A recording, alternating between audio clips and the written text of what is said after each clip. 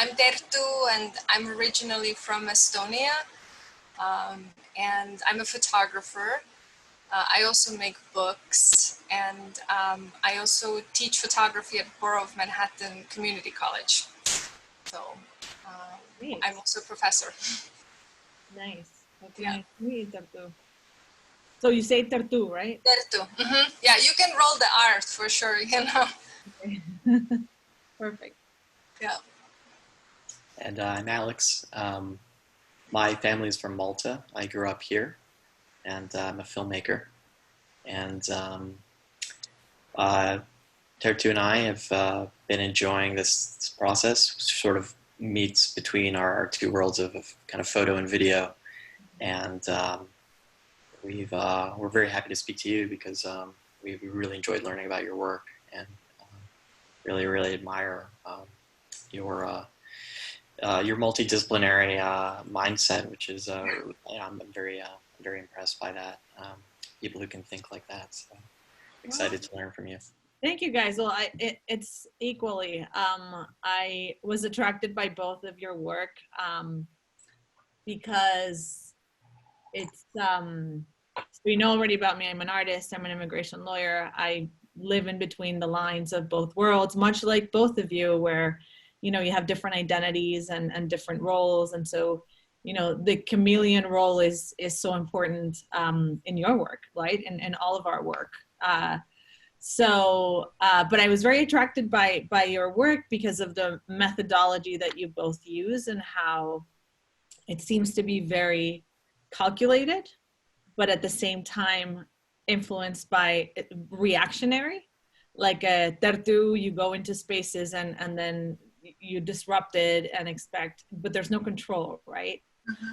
To some degree, you control some elements, and I think it was fascinating to me to hear you guys in the beginning videos where it seemed like you both approached the work in a very calculated way, but also I was surprised with your fisherman movie and how you said that there wasn't really a script. So my brain kind of went and so yeah, so like I just wanted to see how you were working, and it's been fascinating to see your relationship as artists and how you've been able to be a little bit more, you know, flex your boundaries and maybe your control and be willing to compromise. But it's been really nice to see the synergy of both of you and how, for me, everything is political. And so as artists, I think we have a very important role, which is making sure that we're being honest about the time now and that we include those that are not included in those narratives, which I think you both do really well in your work. So yeah, so I'm excited to like talk about your projects and see, you know, what has developed, what happened with the chain of text photos that you were going to send each other. I'm interested to see like how far have you gone as from the last video that's been published, right? Yeah, we can kind of show you just the evolution of the collaboration, that we're kind of, things have not derailed, but they evolved into something else. So we started with one thing and now we're kind of moving on to a little bit something different, but I'll show you we started, I'll start sharing my screen so I can show you the photos we did. And now we added more video. Yeah, it's really interesting that, you know, first you start doing this project and you're like, oh my God, I have 5 weeks to make this. You know, it feels like impossible, but now I kind of like that there's, you know, fire up in our ass and we have to like get, you know, just do it. And it's actually good to have like, be working in this accelerated way. But yeah, we started to, Alex and I, we kind of thought that maybe it would be fun to try to do this text message exchange, that it's almost like a visual ping pong between us. I just, right away when we started, I shared a few photos that I took on my own. So, but it doesn't matter who took what. I don't think so. But I took these first 2 photos just to like just to visually kind of show Alex what I was interested in. And then we started this text message exchange and sent each other photos daily. And so this is us either taking like a little visual clue, like, you know, like Alex took this photo with, I like the curtain, and you see this man slumped over, and then this idea of the curtain folding. I kind of took this idea and made this picture, and then, you know, you saw like an AC, and then you start to kind of, you know, almost find like what is the visual clue and how I can, you know, react to it, and then add something else on it. So it becomes this like a game of telephone almost, you know, you just like keep making more stuff up as you go. So that was, and then, and sometimes, you know, really derailing, making something more abstract, also reaction to the previous photo.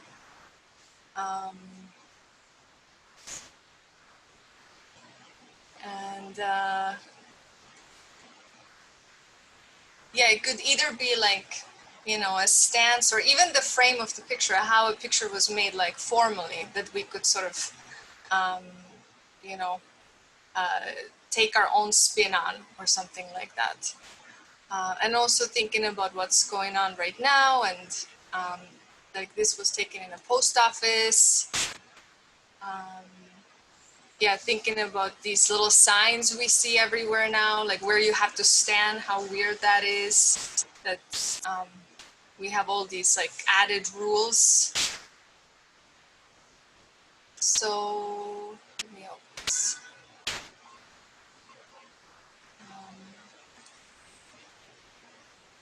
And yeah, sometimes it's just like a kind of like a formal clue, or that we would repeat or continue. But then we also, so this is the last kind of picture. But then we also, you know, we started to, I really like taking videos as well. So I started to create more like video footage.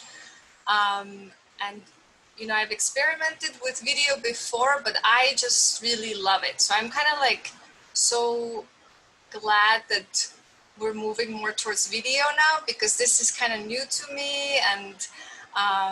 And then Alex can really come on board as like, with his like editor tool belt, because he has more experience as an editor, and so he can share something that we've done like video wise as well. So this was kind of like where we started, and now we're more towards what Alex is gonna show you. I mean, I love what you have there already. There's definitely a narrative and so many political layers to the work, intentionally or non intentionally. But I think you're sort of doing that when you were talking about Chris Marker's, you know, the work and how the piecing things together, but how everybody interprets it differently, right? Where you're just sort of giving little clues that works in the context that we're living in right now, right? Which is so specific, especially here in the U.S. And voting, and the, you know, just the little clues all of a sudden become like such important frameworks for that narrative that you have there. I mean, I already love that, but yes. Go. Well, it was you know, something that I started to feel, I think, as Terttu and I got into it, which was, it was almost impossible, depending on, you know, no matter where you put the camera, that those little clues were not going to filter in some way, which I think maybe just kind of goes to show how different of a time, you know, that we're living through. Like how often it's just the physical landscape remade in a matter of months, that, you know, in such a, you know, a short period of time, that there can be all these visual clues that if you're just taking photos in every possible direction, you're going to pick up some way in which the kind of the world has just been remade. And I found that interesting. And I'll jump into kind of the next evolution of what we did.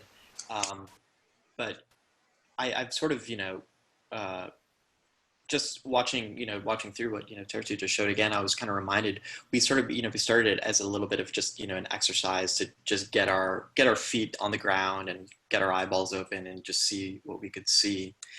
I think we were kind of maybe using it as an exploratory tool, and then it sort of itself, it turned from a sort of process, and then we realized that it could also kind of be the product. And looking at just how the things were laid out in our text chains, these sort of dueling images somehow, two channels really kind of seemed promising and very evocative also of like the very call that we're on right now, and how we've all been living in Skype calls and looking at two videos at the same time. So we sort of honed the next kind of stage around this idea of having kind of a two-channel video, and what could come out of those sort of, obviously what Terttu and I was doing was very intentional in one way, but the accidents that happen when you put two images together can also be very promising and create new meanings.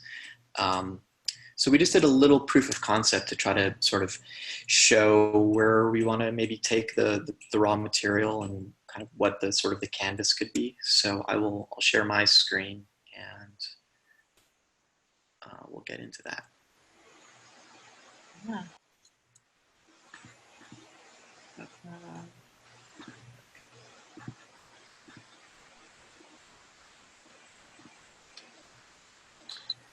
So again, this is rough, but just as a little bit of a proof of concept. Yeah.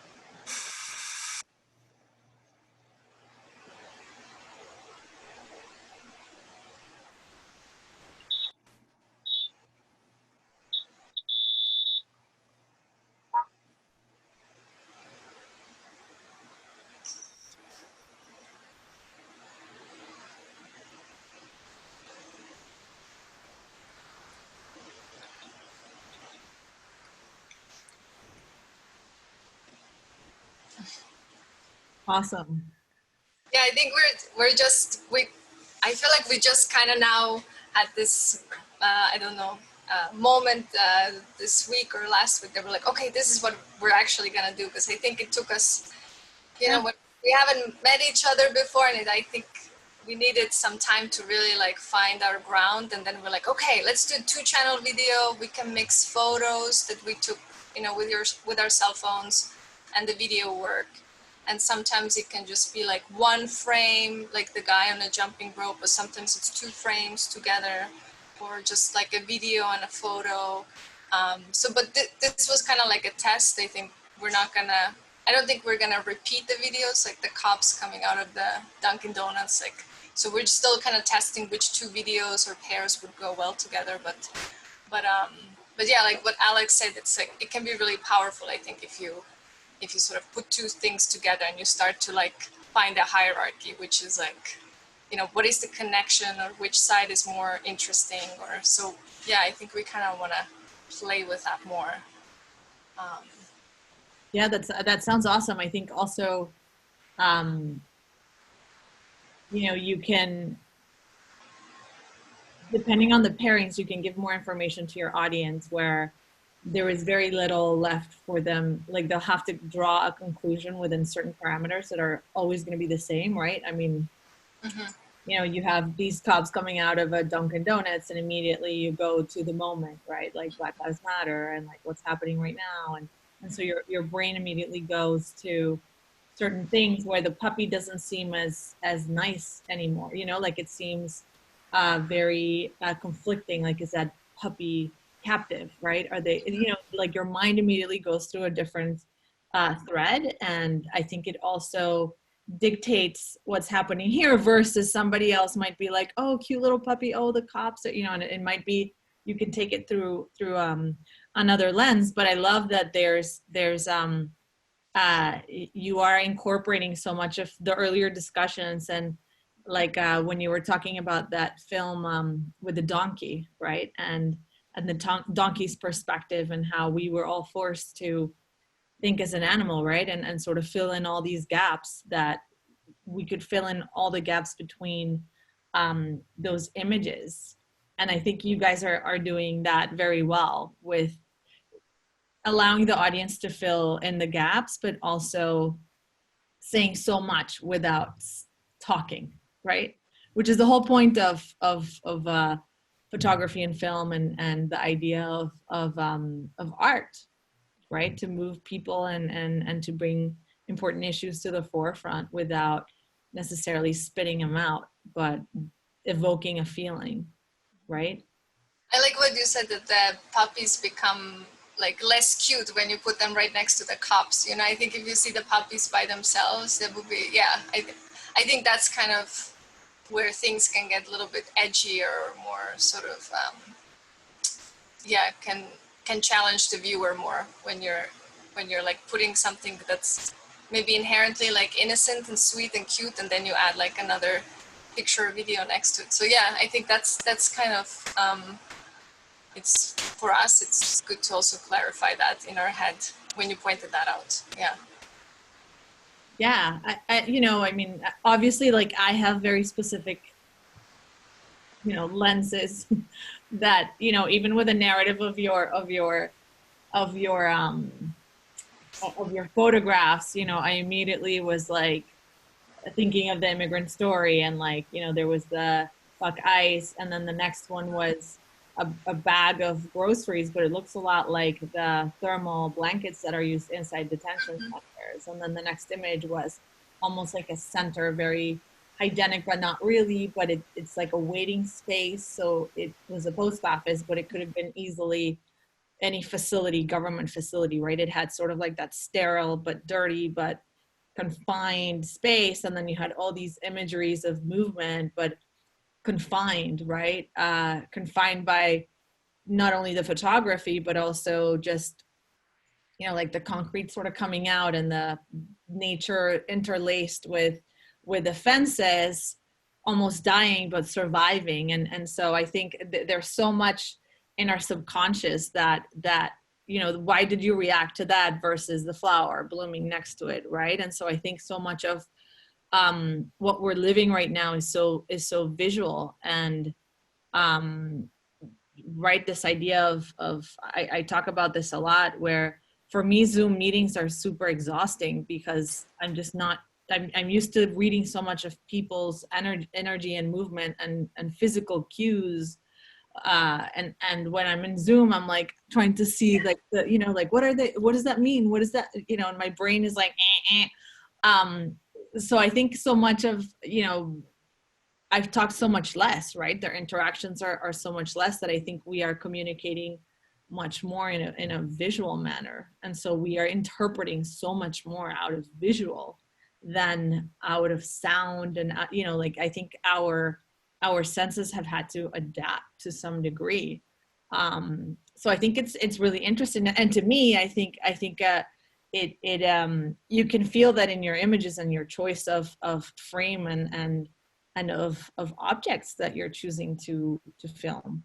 Maybe it's not intentional, maybe it's subconscious, maybe it is intentional, but right, just as my mind went immediately to like ice and sort of like the clues that are here, I think the same way with you guys as professional artists. Yeah, I think we first were kind of more like, okay, our eye was like, let's make a list of places where we want to take footage. You know, it was sort of like wanting to create some kind of rules or formulas. But now I feel like, you know, you can kind of see, you know, I don't know, different dynamics, how they play out, like even on a playground. When I take my 1.5-year-old to a playground, you know, like I see everything play out on the street corner. You know, I see it like, you can just, I think in New York, you can kind of stay in like one city block, and you sort of like have this, I don't know, you can kind of find ways to talk about so many things that are going on in the world, I think, which is also interesting, that it's not even about the locations where the footage is taken, you know. Um, but did visually, like, I'm just curious because we're still like sort of experimenting. Did visually, like, that kind of 2-channel thing, did it feel like it's manageable, or did it feel too much, or like, just what's your No, it feedback? felt it felt beautiful. It felt very poetic, and the spaces in between of the black and the image not being right in the center, but sort of moving in was it was like a dance, like a score almost. How it was reading. I enjoyed it. I mean, I want more. Okay, good. So it's watchable. Yeah, Yeah. I mean, I think I love the idea of the 2 channels, and I love that you are also mixing stills and not just 2 videos at the same time, because that sort of gives you time to continue to piece out of the image and sort of find the clues to fill out what's the relationship between the two. Whereas if you had 2 moving videos, it might be too much if it's there all the time. So I think you can play, it's a dance, right? You can play with making stops of black, or if it's like a super intense thought, or images that are very loaded of a lot of juxtaposition of concepts and colors and images and textures. You could have a pause and then have something simpler, or it felt like that space in between when you put the last man and he's like, jumping rope, felt like a pause, and then this idea of almost being stuck in the same loop, right? Which is the world we're living in right now, and the water being refreshing, but sort of like, is that yucky? Is that clean? Is that, there were so many things that you could think of, but it was nice to have that break in between those two, the video image of the grocery store and then the man jumping the rope. It felt very organic, right? I mean, I don't know if you're going to loop it or if you're going to. I think you'll figure that out once you have all of your images and your videos, and you can see paired how, right? Is there a purpose to the loop, maybe, or maybe no loop? Maybe it starts, right? I don't know if you guys have gotten that far. Not quite that far yet, but you're giving us good ideas, so we should write them down. Yeah. So I think I approach the work very much because I'm a lawyer. I think very, like, I won't produce any work for 2 years, but then I'll produce work for 2 weeks because it took me 2 years to think through it. Because everything has a reason. It has to be a reason for me. So I feel like you guys are similar, but your execution is a little bit more organic and a little bit more, how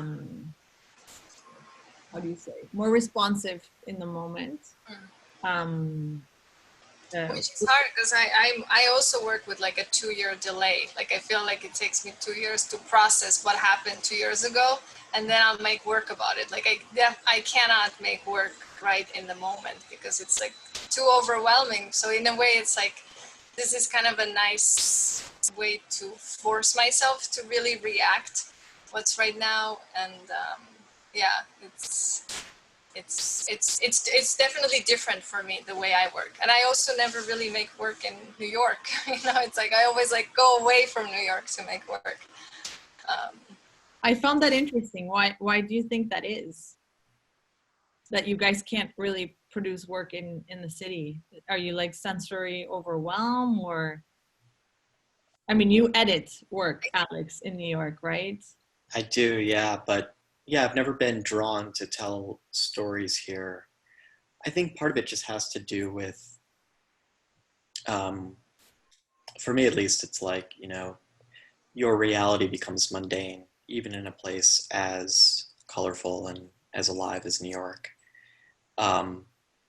That for the imagination to kick in, you have to understand less. And I like that. I'm still continually inspired by Malta, because when I don't understand, which I don't, I understand maybe half things and half the things I don't, then your imagination has to work overtime. And that I think becomes really fertile for the creative process. And so then I can kind of start doing that relay race between research and imagination, and that in my line of work tends to be, kind of two good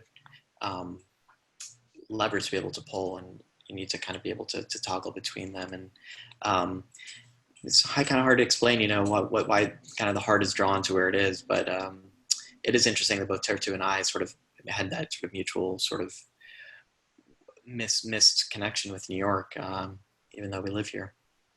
Mm-hmm.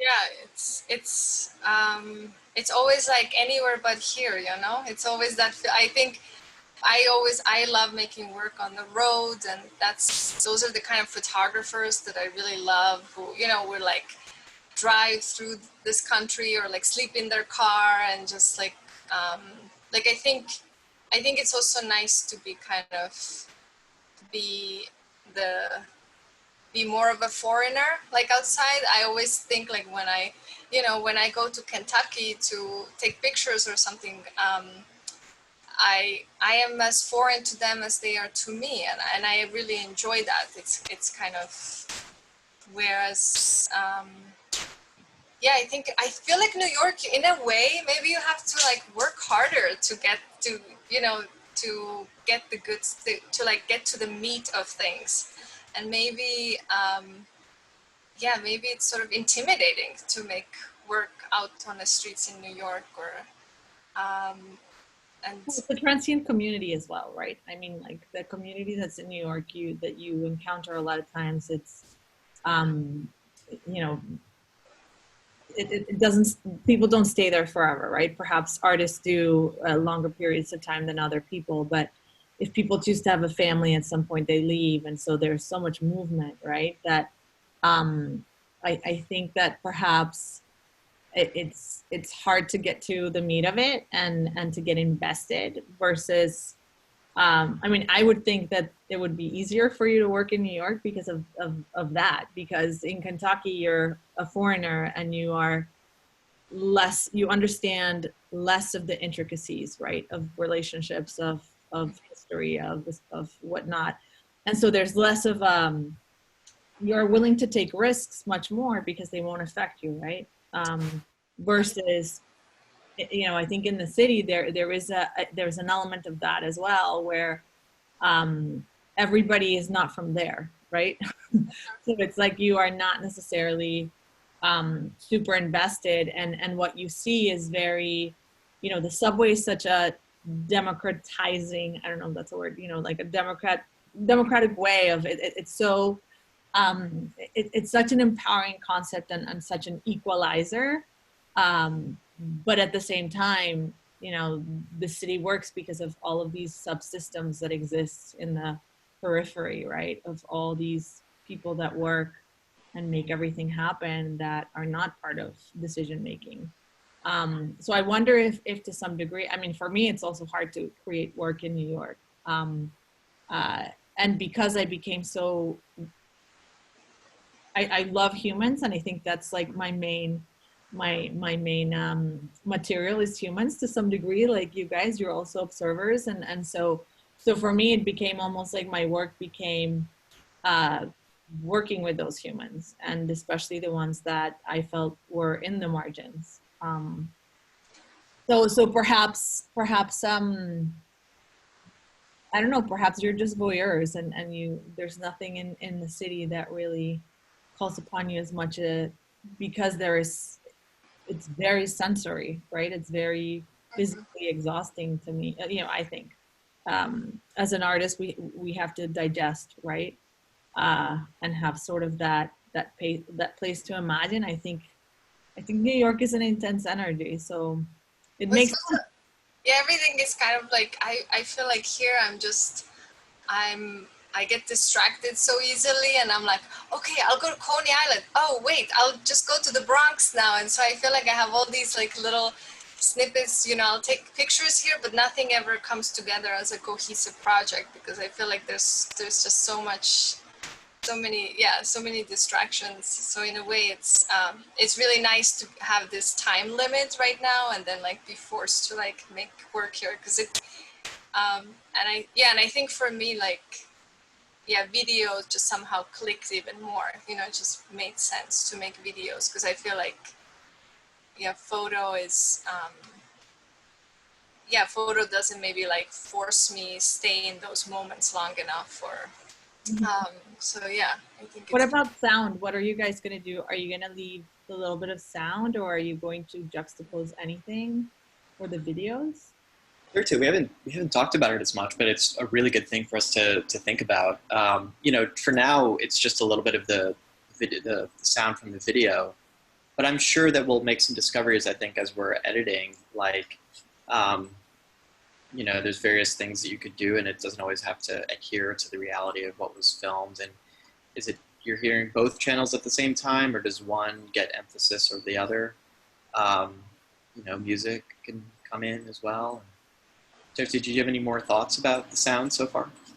Yeah, I first was thinking, because where I live, I hear the cicadas all the time, just like nonstop. Like, and I kind of recorded some of that sound, and I thought, it might be kind of fun to try to play with just like either stretching out the sound, like so it's not so familiar anymore, like somehow slow down the sound that the cicadas in the background. That's at least where I live, I hear them all the time, and like maybe that could be interesting to just like have it as a soundtrack.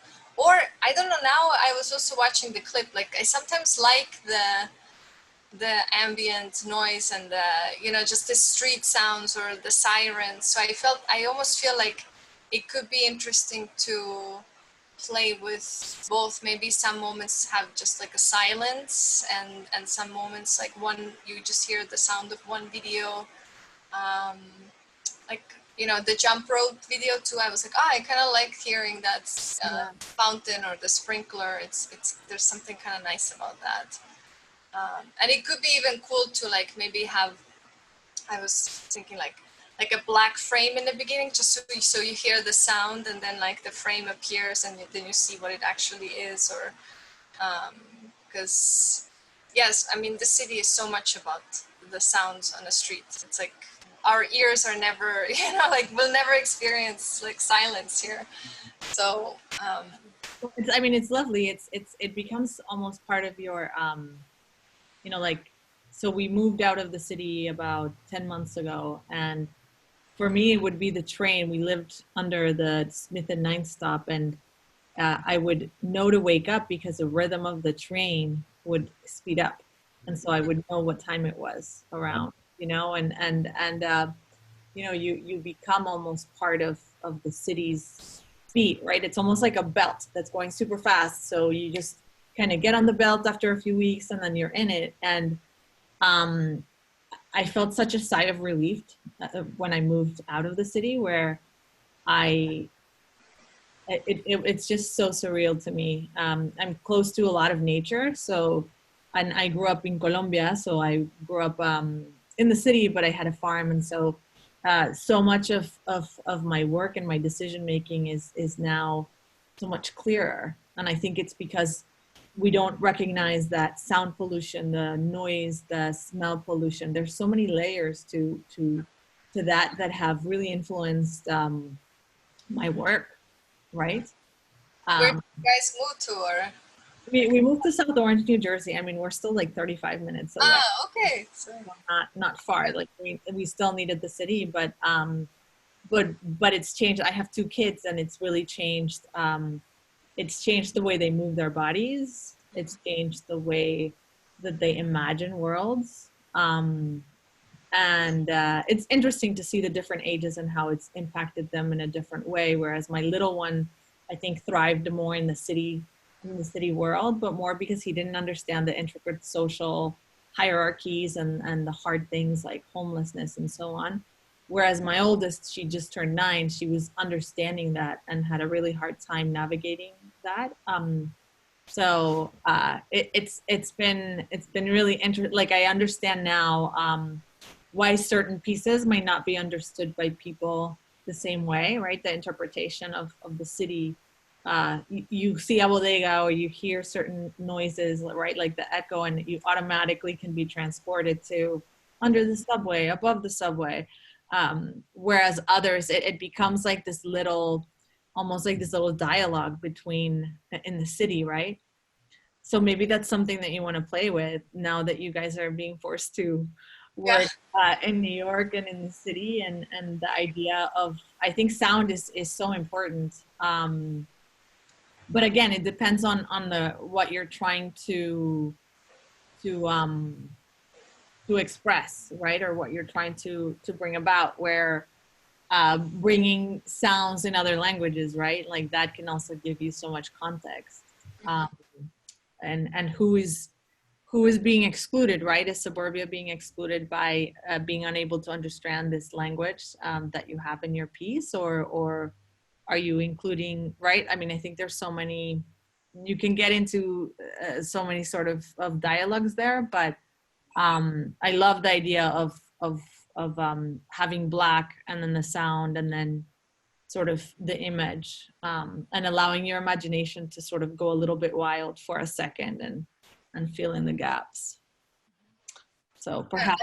I like the word dance, because we before we were just talking that, oh, now I think since we kind of figured out our process, because it took us, it takes a while to kind of figure out, okay, what are we doing, photos, or what are they really about? And I think now we're kind of, I think, at the stage where we're making more footage, and then to play around with this this dance or this rhythm, like how we're gonna do the two videos together. Or the sound is just sounds, for me, I'm like overwhelmed by that idea, because sometimes I'm like, oh, is it too much to also hear the Well, that's why you have Alex, right? Alex is the editor in chief, and he can help. How do you decide, Alex, when to, like with sound, like with your pieces, like how with your film, how does sound,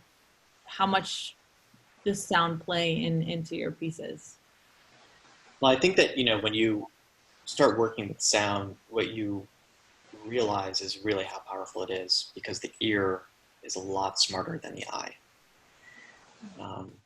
It's a lot more imaginative. The eyes become very literal. So, you could have a black screen and hear a train whistle, and in your brain, you see a whole train station. So that's what, the ear can give you. You don't have to go and actually film the whole train station. So,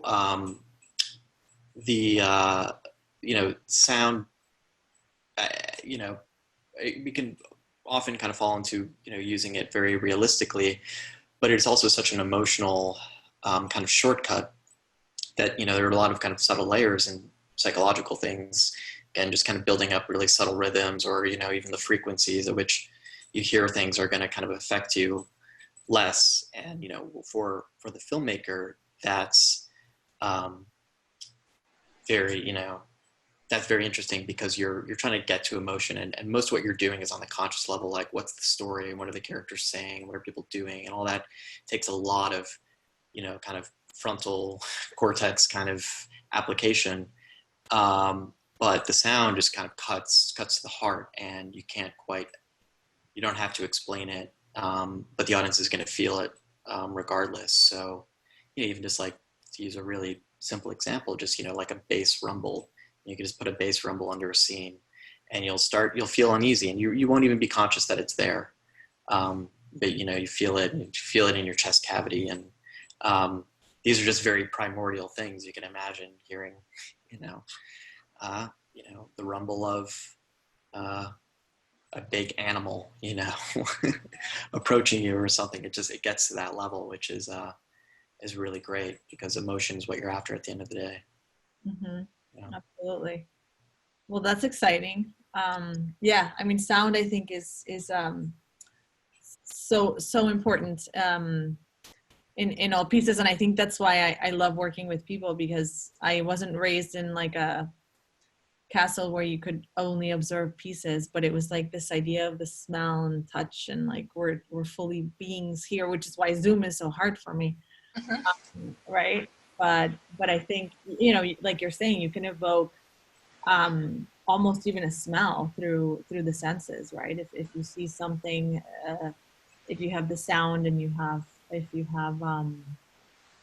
have the visual, you can allow for that smell to sort of fill in the gaps, of if you have that history of the smell and so on.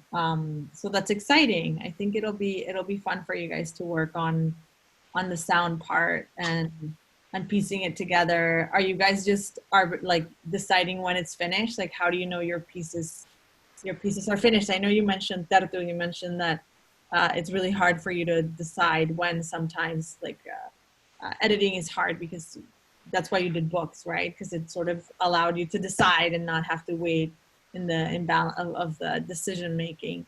What about you, Alex?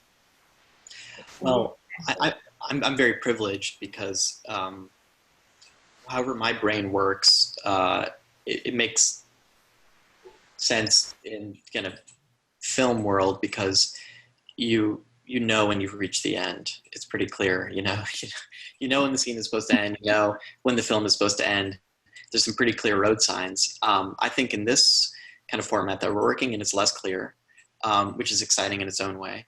For instance, it could work in a loop in which it's sort of the work has its own kind of internal momentum, that it's not linear, that it could loop, but perhaps on a practical level, I think Terttu and I are interested in kind of using our deadlines to sort of focus and galvanize our efforts and use that as much of to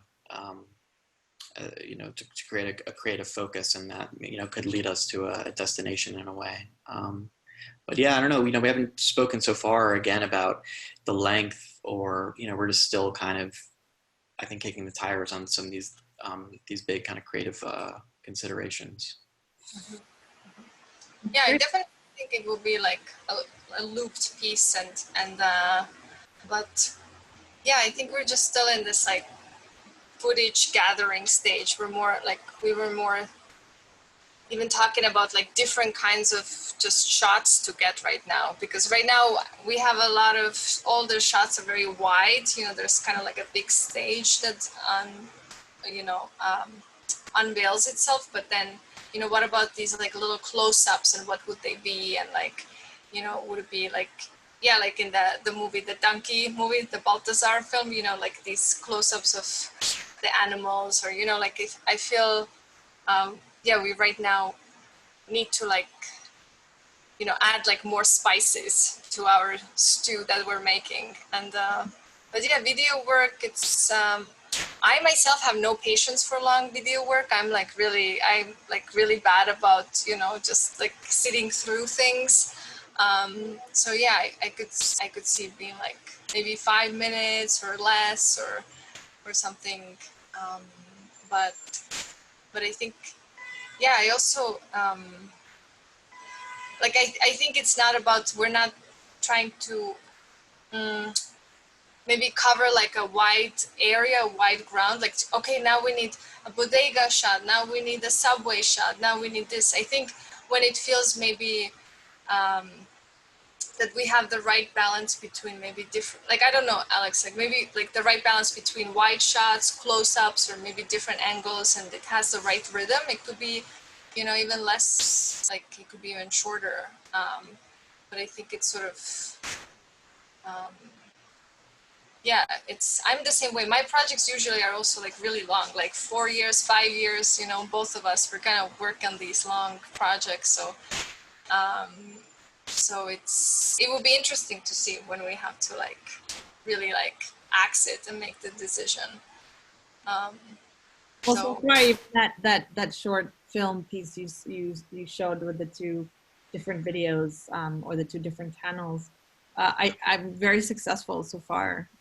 You could, again, like, it gave the sense of a dance, and you could tell it was New York, right? I mean, obviously, like, I'm been there for the last like 14 years, so I know what New York looks like and sounds like. So like automatically, like, the setting was clear. Um, it, you know, I guess, do you want people to know it's New York? Does it matter, right? I think that all of these questions come into play, which I think you guys addressed in your earlier conversations, um, which makes this conversation between the two of you, whether with images or with video, flow. I think it's clear, the objective is clear, even if it's not um, verbalized, it's clear with the images, right? This discussion that you are having between the two channels. Because does it feel like, I was kind of thinking that was my sort of motive for shooting, was to be like, um, you know, even through all this hardship and kind of challenging times, like it feels, you know, I just, you know, just to see how people carry on, you know, people just like keep going. And I think that was, for me, that was something that I'm kind of after with each shot or each, you know, just the resilience of people and the kind of, yeah, the basic survival, you know, just like New York. Like, did you guys read this Jerry Seinfeld article in New York Times? Yes. It's so funny. It's like, oh, it's like, you know, the block I was living on was all full of dog crap, but this is still the best city in the world. And it's like, so it's so true. It's kind of like, because a lot of my friends are moving out too, and moving away, but you know, just to kind of focus on the people that make the city run, like the construction workers and the bus drivers. And I think that's kind of like that what's back in my mind. And so like I hope we can get that across. That's something I would want to get across. But Carolina, can I ask you about your project and your work? Because we both watched your TED talk and I watched some clips, and it was so like, it was just so moving and beautiful what you do. And would you mind telling us, like, I know like your project or the organization is Touching Land, right? Yeah. But how, like, are you able to continue it now, like through the pandemic, or like what are your plans in the future? How to like? So, you know, the community has so many needs right now, and it had so many needs, you know, as simple as food, right? I mean, halfway through the pandemic, not halfway through, like 2 weeks in, I had 8 moms reaching out that they got sick because they continued working for basically people that are my friends, right? Like our friends, because we're privileged and clearly we have certain roles in our society, and they had no food and they were sick. And so we collaborated with a pantry in Sunset Park, Park Slope, Kensington area in Brooklyn, and we were feeding almost 50 families up until last month. So it was volunteers. It's been really beautiful to see the community come together. But as far as Touching Land, we've been doing Zoom lessons. So I have some Broadway show choreographers that have been teaching women like how to move their bodies. And we've been doing a lot of mindfulness and sort of healing, you know, talking about ancestral trauma and how the idea of collective healing, which is so important. And to me, art is the tool that will actually lead us to having purposeful conversations. It's the equalizer, right? Hence why uh, we use clay, right? It's so many layers of as to why clay, but you know, it's earth and everybody gets a lump, and you're a human and your humanity comes out in that exchange, right? The same way that somebody observes a like a photograph and right, we all can see it, but the context it will be a little bit different. But what's nice is that that forum allows for these conversations to be had and to heal, but also to bring different communities together so that they can have that awakening or that exchange. You know, how film is able to bring us to places where we had no idea existed in the world, right? Or how capitalism is affecting the, you know, like the fishermen in Malta, or you know, you name it. And so that same way, working with clay and having these workshops has the same effect, where you see each other as a human, and regardless of language barriers or whatnot, you, that monster that's in your head, right? And how we're talking about how sound can make us evoke so many feelings. And so when we, we're confronted with this narrative of them versus us right now all around the world, right, with nationalism, and so that sense of them versus us, all of a sudden, I no longer see a scary Muslim person, but I see a mom, right, and I see a dad, and I see a man that has the Dunkin' Donuts coffee that I like. And so, it's such a simple concept, but it's so powerful. So I think our role as artists in the world is very important, and it's, I love that you guys from the beginning have this sense of responsibility of the time, right? And how it's not about me as an artist, but it's about what is my role and my duty to make sure that these stories are told, right, and that they are shared with the world. So we were able to choose the teams that we wanted to work with, and so that along with your process, it really attracted me, because it was sort of so different from mine, that I wanted to see like the logic, and sort of how I see Alex, the imagination piece, so clearly and so important, right? I mean, that's what has allowed me to think about cooking as a place to bring people and decolonize and push boundaries, right? The same way we have clay, but we also have cooking. But it's that little place in my imagination that kept me alive during Colombia, right? It was during all this horribleness and things happening in the world, it was sort of that place, my refuge, and it was art. Mm-hmm. So. Yeah, because I mean, I think at the end of the day, we're not going to remember 2020 or any year by politicians or what speech somebody gave. We're going to remember it through poetry or through art or through, films or music or something. I think that's, yeah. I never thought of my work as political until like recently. I'm like, oh yeah, because it's sort of, at least like when you're behind the camera, you're forced to face whatever you're looking at. It is kind of becomes also kind of like you said, like meditation or mindfulness. It's like, oh, you have to be in this moment. You have to deal with this person, or you have to deal with this street or this situation. And it's kind of.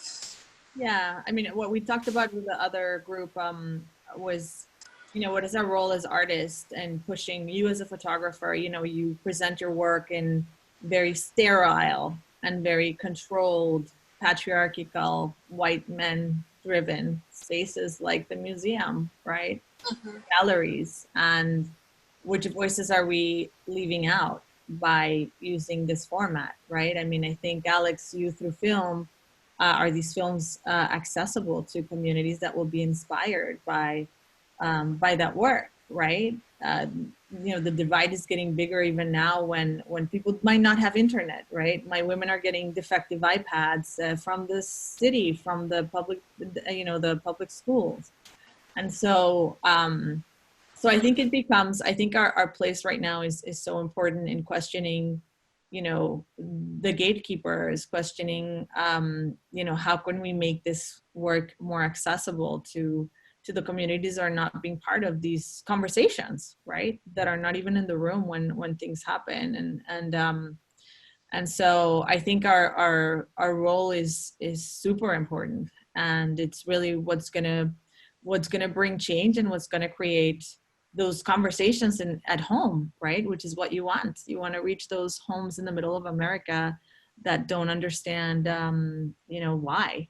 And so you have the power, Alex, through your films to bring those conversations, and that fisherman in Malta into a living room in the middle of Kentucky, right? And so, like, how magical that you have this power to bring these stories and tell these stories that are not told and are not amplified or even centered around in the history of this country, at least, and many others.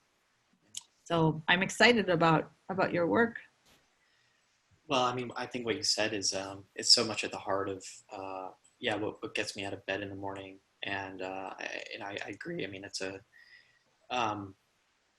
I felt that very much of wanting to take people to Malta. What was interesting to me, of course, in the making of the film was it wasn't just people in Kentucky not knowing that part of the world. It was people on the other side of Malta, which is a tiny speck. You know, they didn't know how their own brothers and sisters were living just, you know, a couple miles south. It's incredible.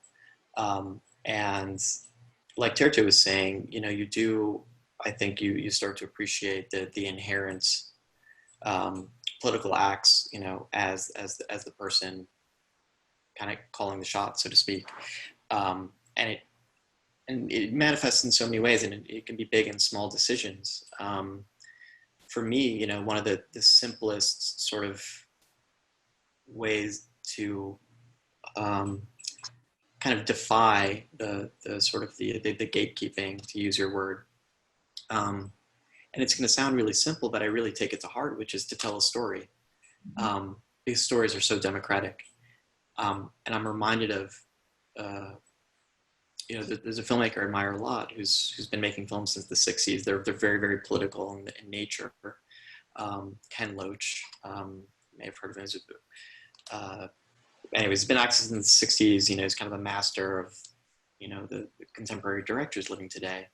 And he was kind of coming of age as a filmmaker when the French New Wave was coming about, and it was kind of the hottest thing around. There was, you know, Godard and Truffaut were kind of breaking the rules and making these really experimental kind of films.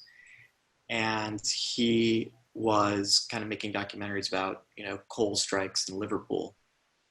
And he was like, as a, you know, a young cinephile, like I liked the French New Wave, but I could never put one of those films in front of the coal miners in Liverpool and expect them to understand it. And so he's like, you know, he just, at the core of everything that he wanted to do was make films that the coal miners would enjoy.